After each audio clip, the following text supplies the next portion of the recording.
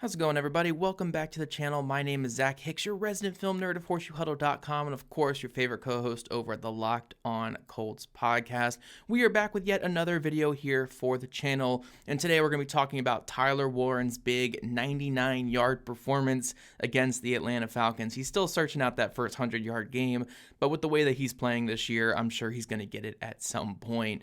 A really fascinating thing about Tyler Warren is he's not this, new age tight end where you're going to get, like the Jimmy Graham types or, these outstanding route runners and jump ball crazed guys. Don't get me wrong, Warren can do these things, but he's so much more of a scheme touches kind of guy.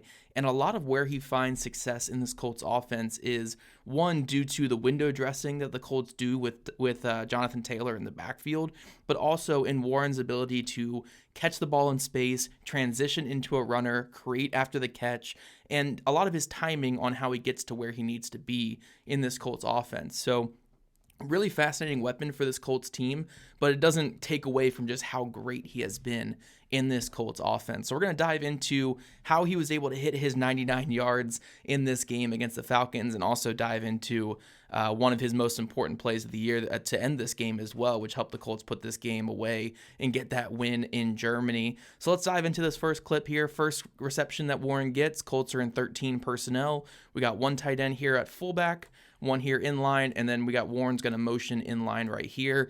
And this is a run look. I mean, you can tell yourself all you want that the Colts like to throw the ball early in the game, but if they're coming out in 13 personnel with Jonathan Taylor, it's hard to really commit fully to oh yeah, they're going to pass it here. So the Colts are really just leaning into that. We're saying, hey, we're going to show them the run. We're going to make them have to stack the box, get all these guys. I mean, what we got, 9 guys up here in the box. They're bringing that safety down. Outside corner is pinching in. They're defending the run here. And we're doing all this. We're adding all this window dressing to get Tyler Warren out in space. And what we're going to see in the backfield here from the Colts is they're going to just really sell this counter look. We're going to pull Mac Gonsalves here to the play side. We're going to have Drew Ogletree come over here and block as well, and even have Jonathan Taylor really sell this counter. And if you're a linebacker, you're reading how the offensive line is moving. You're reading the tell, which is the fullback. The fullback will typically tell you where the run is going. So right here, it's about putting this linebacker in a little bit of a blender here, putting this linebacker in a way, this safety as well, into a blender, making them have to read step up here to fit against Jonathan Taylor to open up Tyler Warren leaking out to the backside of the play. This is where the Colts have schemed up most of their touches for Warren this season, and you see it work pretty effectively here. And honestly, I think the Falcons play this fairly well. You see the linebacker crashing downhill here, and he's going to fit that run, which gives Warren that space he needs to leak out. But he even communicates pretty well with Jesse Bates, the safety down in the box, to, hey, pick up Warren. And Bates does a good job of closing that space and at least making this a difficult throw for Daniel Jones in a sense where it's not just completely wide open. But because the Colts put this window dressing together, because they are leaking Warren to the backside and they do a really good job getting him out there, you get the necessary space needed. And then where Warren is special is just his ability to catch the ball on the run, transition into a runner, and get those positive yards. So right here, just there's no wasted movement, gets his hands on that ball in a hurry, and is able to turn up the field and get that first down for the Colts. This is why the Colts like to use him in this way, this run after catch ability, because his ability to just transition like that is just so special and so good. This isn't anything crazy over the top. I'm not going to sit here and say this is the greatest tight end play of all time. But being able to catch this ball, 7 yards down the field, turn this into a 12-yard gain, that effortlessly with a safety closing it behind, I think that ability just to transition as a catcher into a runner has been a really great trait for him this year. We get to another play here, and lo and behold, we're going to have the Colts selling that play action, selling that run play from under center with Jonathan Taylor, and we're going to leak out Tyler Warren into the back. And this is kind of like a jailbreak situation for the Colts because they have 2 guys coming in. Typically what you want is one of these defenders to go, oh shit, I got to get back to Warren, and give Daniel Jones that space he needs to throw this ball over the top. But instead, both these defenders are probably smart here where they just say, you know what, we're already in the backfield. Let's commit to getting to the quarterback. And you're able to get this free shot on Daniel Jones. Big time credit to Daniel Jones for raising that elevation there and getting the arm angle he needs to get this out in space to Tyler Warren. Warren is wide open because both those guys are completely crashing. And once they crash, it's all Warren after that, where, again, he catches this ball at the lane into an 8-yard play for the Colts offense. And this is why the Colts like to get, this is why this is the most important aspect that he brings to the Colts. And another way the Colts like to get him the ball too is on these screens, because he is so effective at selling these blocks. You know, the Colts dialed up this screen here against the Atlanta Falcons after running the ball a little bit, getting the run game going, and he's so effective at just selling the blocks and getting defenders to commit. So we see right here, you know, again, the Colts are doing all their window dressing on this screenplay to Tyler Warren. We're doing the play action. We're having, you know, Bernhard Raimann pulling out in space. We're showing that we are running this football, and Tyler Warren's blocking his defender at the point of attack. So you're drawing the linebacker eyes away from Tyler Warren. You know, this linebacker is kind of staying home, but this guy, he's committed to the run. He's committed maybe to the running back coming out here and then maybe getting to his zone drop. So you really only have one guy eyeing Tyler Warren potentially for this screen, and we've got him accounted for with Tanner Bortolini here out in space, who's one of the best blockers out in open area in the NFL. So as Warren is able to throw off that defensive end, work into space, only one guy is really going to be touches for Tyler Warren, getting him the ball in space. And a lot of this play is made by Warren's just ability to sell that block, get the defender's eyes away from him. The window dressing in the backfield helps us. Warren, another play, guess what we're going to be doing here? We're going to be leaking him out the backside. 13 personnel, 1, 2, 3 tight ends on the line of scrimmage. Michael Pittman Jr., one of your better blocking receivers. Atlanta Falcons are feeling the run here. You know the run is coming because 13 personnel. Again, you can tell yourself they're going to throw it to Warren, but it's one more thing to, you know, tell yourself and then actually commit to it. We see with this play, again, we are going to be selling this block all the way. We're going to be having Tyler Warren selling it on this defensive end.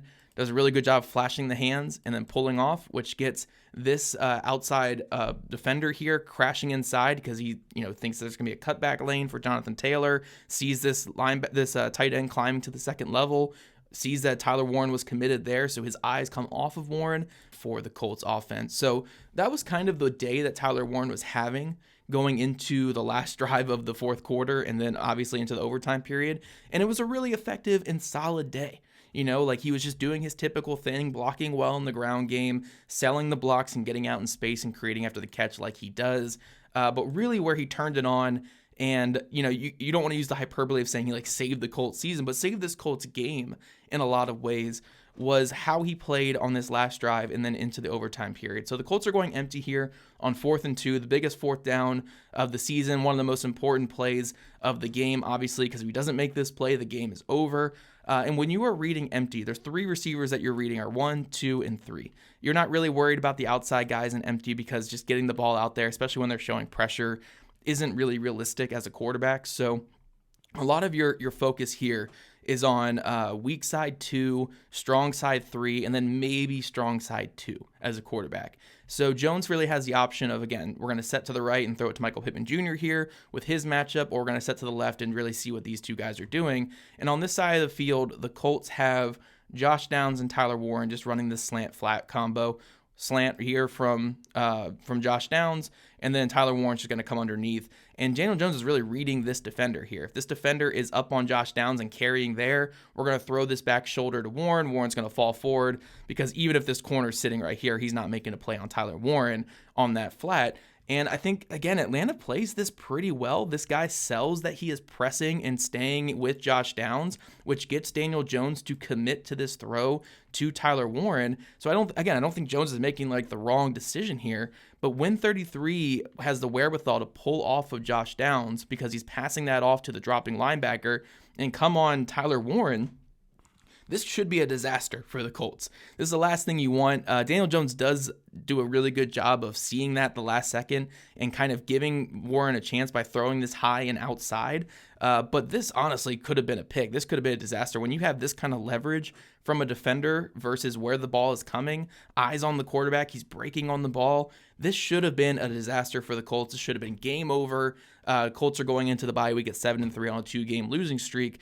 But again, Jones puts that ball high and outside, and then Warren makes the catch of the year. Yes, Michael Pittman Jr.'s catch was flashier. Yes, Alec Pierce's catches earlier in the season were fantastic as well, but the Colts lose this game without this high-pointed catch from Tyler Warren. He's able to catch it, and not only catch it, if he gets tackled here, you might be short of the sticks here. He's a good 1 yard away from the game. Colts get the game-tying field goal soon after that, get into the overtime period. But that catch right there is what makes a great tight end. When we talk about the great tight ends in NFL history, the Tony Gonzalez's, the Antonio Gates, the Rob Gronkowski's, the Travis Kelce's, they make these contested 50-50 catches when they need it. That ball's falling through his hands, too. It terrified me watching on Sunday.